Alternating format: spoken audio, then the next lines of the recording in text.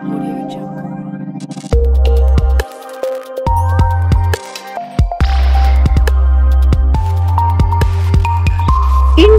TV 9 news Maharashtra.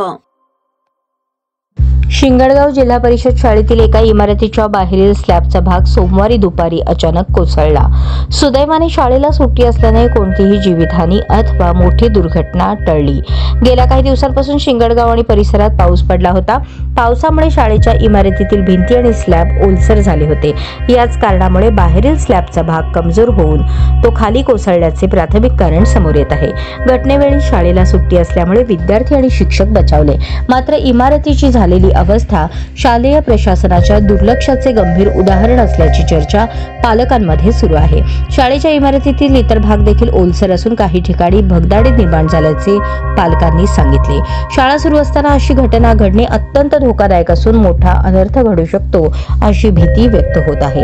या प्रकरणानंतर पालकांनी आणि विद्यार्थ्यांनी शाळेच्या संपूर्ण इमारतीची सार्वजनिक बांधकाम विभागामार्फत तात्काळ तपासणी करून दुरुस्ती करण्यात यावी अशी मागणी बसवराज पनसेट्टी यांनी प्रशासनाकडे केली आहे।